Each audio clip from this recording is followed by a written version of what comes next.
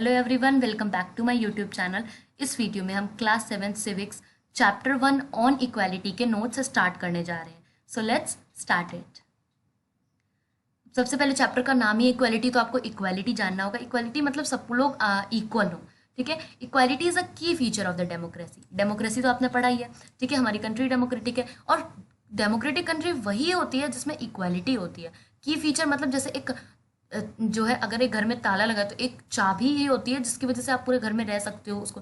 तो इक्वालिटी के बिना कुछ नहीं होता। इक्वालिटी एक तरीके से डेमोक्रेसी का ताला है जिसको डालते ही आप एक डेमोक्रेसी के पहला जो है एकदम आधे से ज़्यादा चीज़ें पूरी कर चुके हो। तो इक्वालिटी क्या है? की फीचर है डेमोक्रेसी की and influences all aspects of its functioning.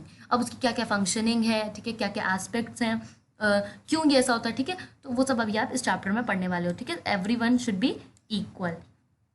Okay, next. Equal right to vote in a democratic country like India, all adults irrespective of their religion, education, caste or rich or poor are allowed to vote. ठीक है, अब इसका मतलब क्या है? Equal right to vote. इसको underline कर लो। ठीक है, यहाँ पर मैं अंडरलाइन करना भूल गई, इसको अंडरलाइन करना। ठीक है, एक डेमोक्रेटिक कंट्री में, जैसे एग्जाम्पल में इंडिया दिया है, जितने भी एडल्ट्स होते हैं इरिस्पेक्टिव ऑफ देयर एज, उनकी जो भी रिलीजन हो, उनके पास एजुकेशन हो या ना हो, उनकी जौन सी भी कास्ट हो, वो रिच हो या पुअर हो, उनको वोट करने का अलाउ होना चाहिए। और अगर ऐसा है तो उसे हम कहते हैं यूनिवर्सल एडल्ट फ्रेंचाइजी। आपने पहले भी पढ़ रखा है, बट जिन्होंने नहीं पढ़ रखा उसके लिए इस क्लास में भी इसको रिपीट किया गया है बुक में, एक छोटे से कोने में। ठीक है, जो मैंने आपको बता दिया। अब नेक्स्ट चीज़ है, when a person are treated unequally their dignity is violated. जब पर्सन को अनइक्वल ट्रीट किया जाता है तो उसकी डिग्निटी वायलेट हो जाती है। अब जैसे ये आप ही की बुक की फोटो है, ठीक है, कि अगर आप जैसे ये बच्चे हैं, ये इनके शूज़ पॉलिश कर रहे हैं, तो अब अगर आप इन बच्चों को ऐसे दूर से पैसे जो है फेंक के देते हो तो इट्स उनकी डिग्निटी वॉयलेट हो रही है। उनको कोई प्रॉब्लम नहीं है कि हाँ वो किसी के वो काम कर रहे हैं, वो खुश हैं इस चीज़ में। बट अगर आप उनको पैसे ऐसे फेंक के नीचे दे रहे हो तो नो, उनकी डिग्निटी को वॉयलेट हो रहा है। ठीक है, डिग्निटी आई होप आप समझ रहे हो, क्योंकि डिग्निटी के लिए एक स्पेशल वर्ड अगर मैं हिंदी में भी बोलूँगी तो वो आपको समझ नहीं आएगा कि क्या मैंने क्या बोल दिया। तो डिग्निटी का मतलब आपकी सेल्फ रिस्पेक्ट आपकी है कुछ। ठीक है, तो आपको ऐसा नहीं करना है। ठीक है, तो आपको उनको जस्ट उनके हाथ में ही पकड़ाना है। आपको हमेशा से रिस्पेक्ट करनी चाहिए अपने से छोटे लोगों की। ठीक है, इसलिए पार्लियामेंट भी ऐसे खड़ा है, ठीक है, खंभों पे। अदर काइंड्स ऑफ इक्वालिटी, अब एक इक्वालिटी तो ये हो गई। अब दो इक्वालिटी पढ़ ली ना हमने, कि आप में डिग्निटी वायलेट नहीं होनी चाहिए और यूनिवर्सल एडल्ट फ्रेंचाइज होना चाहिए, मतलब सबको वोट करने का अधिकार होना चाहिए।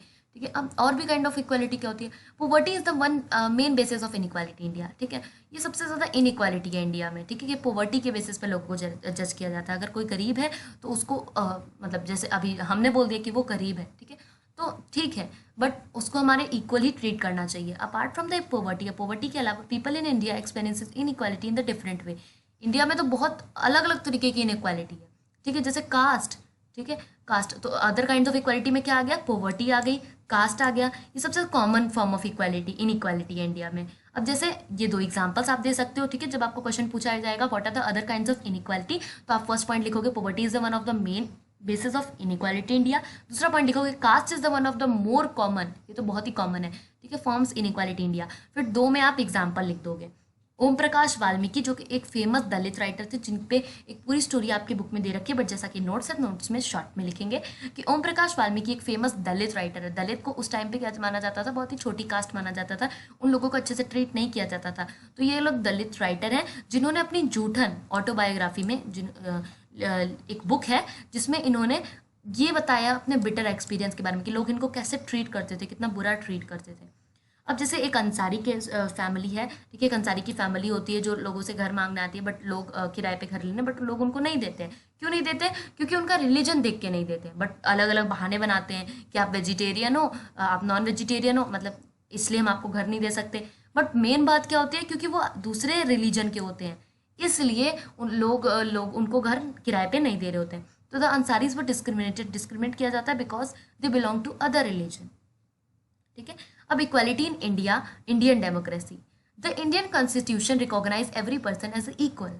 ठीक है, भले ही लोग चाहे आपस में से इनइक्वालिटी दिखाए, बट इंडियन कॉन्स्टिट्यूशन में हर पर्सन इक्वल है। ठीक है, हर किसी को न्याय मिलता है, हर किसी को जस्टिस मिलना चाहिए। There are provisions provided in the constitution for the recognisation of the equality. अगर इक्वालिटी को अच्छे से पहचानना है तो हमारे कॉन्स्टिट्यूशन में उसके पूरे प्रोविजंस दे रखे हैं कि किस तरीके से कौन इक्वल, मतलब क्या होती है equality. The two ways by which government has tried to implement the equality, दो तरीके से गवर्नमेंट कोशिश की है उन्होंने कि इक्वालिटी आए थ्रू लॉज, सबके लिए इक्वल, क्योंकि लोग ऐसे तो मानेंगे नहीं, ठीक है, जब तक स्ट्रिक्ट लॉज ना बना दिए जाए, तो लॉज के थ्रू, ठीक है, कि लोगों से ऐसे ट्रीट मत करो, सब जो है पब्लिक लोगों ने, गवर्नमेंट ने क्या किया है, गवर्नमेंट ने जैसे सरकारी स्कूल बना दिए जिसकी वजह से गरीब लोग भी उसमें आ सकते हैं, ठीक है, तो ये क्या है, बहुत सारे ऐसे लॉज बनाए गए हैं through government programmes and scheme, बहुत सारी ऐसे गवर्नमेंट की प्रोग्राम्स है, स्कीम्स हैं, इनके बेसिस पर भी इक्वालिटी लाई जा सकती है। तो क्या क्या है, अब जैसे प्रोग्राम्स, अब प्रोग्राम्स में आप बोलोगे क्या है, तो programmes like mid day meal scheme have been launch to improve the attendance and the enrolment ratio. अब बच्चे क्या करते हैं, पुराने ज़माने में क्या होता था, ठीक है, अभी भी आज ऐसा होता है कि जो पेरेंट्स होते हैं वो अपने बच्चों को स्कूल सिर्फ इसलिए नहीं भेजते क्योंकि उनके पास खाना नहीं होता, उनके पास अपने बच्चों के लिए लंच नहीं होता है, ठीक है, इससे क्या होता है, स्कूल में अटेंडेंस नहीं हो पाती थी बच्चों की, ठीक है, बच्चे पढ़ नहीं पाते थे, तो गवर्नमेंट ने क्या किया, mid day meal scheme launch किया। ये बहुत ही फेमस प्रोग्राम है कि स्कूल में बच्चों को खाना प्रोवाइड किया जाएगा। अब इससे क्या होता था, बच्चे खाने के बहाने स्कूल आते थे, उनकी अटेंडेंस भी होती थी एंड उनका एनरोलमेंट रेशियो, मतलब वो थोड़ा बहुत कुछ पढ़ भी लेते थे। ओके, अब यहाँ पर नेक्स्ट है, अब आप बोले कि तो क्वेश्चन आंसर्स है, नो, ये क्वेश्चन आंसर्स नहीं है, इसी को अब आप, मैं तो mid day meal scheme programme कर कर यहाँ पर आपको लिखवा दूँ पॉइंट्स, बट जब पेपर में पूछा जाएगा इस तरीके से, तब आप कैसे लिखोगे, तो ये है पूरा फॉर्मेट। तो मिड डे मील प्रोग्राम क्या होता है, उसके बेनिफिट्स बताओ। मिड डे मील प्रोग्राम ऐसा प्रोग्राम है जो कि गवर्नमेंट एलिमेंट्री स्कूल्स में प्रोवाइड किया जाता है बच्चों को विद कुकड लंच, जिसमें लंच कुकड किया होता है, पहले से बच्चों को कुकड लंच दिया जाता है। अब इसके बेनिफिट्स क्या हुए, more number of the poor childrens have began enrolling and regularly attending school, बहुत सारे जो गरीब बच्चे थे वो रेगुलरली स्कूल आना शुरू हुए, ठीक है, उनकी पढ़ाई में थोड़ा सा सुधार आया। Mothers who earlier had to interrupt their work to feed their children at home now no longer needed to do so। अब मदर्स क्या होती थी, उनको अपना काम छोड़कर बच्चों को क्या करना पड़ता था, ट्रीट करना पड़ता था, मतलब खाना देने के लिए उनका काम करना पड़ता था, साथ में बच्चों का खाना भी देखना होता था। अब ये चीज़ हट गई। It had helped to reduce the caste prejudice because both lower and upper caste children in the school eat these meals together। अब क्या होता था, कास्ट प्रेजुडाइज, कास्ट प्रेजुडाइज का मतलब जो कास्ट पे इनइक्वालिटी होती थी वो भी हट गई, क्योंकि लोअर कास्ट वाले लोग और अपर कास्ट वाले लोग दोनों ही एक साथ बैठकर खाना खाते थे, ठीक है, बहुत अच्छा भी लगता था। It has also helped to reduce the hunger of the poor student who often come to. अब इससे बच्चों की हेल्थ भी अच्छी हुई। तो फर्स्ट पॉइंट में क्या है, अटेंडेंस, दूसरे पॉइंट में क्या है, मदर, थर्ड पॉइंट में क्या है, कास्ट, एंड फोर्थ पॉइंट में क्या है, हेल्थ, ठीक है, बच्चों की हेल्थ, बच्चों की भूख के कारण वो क्या करते थे,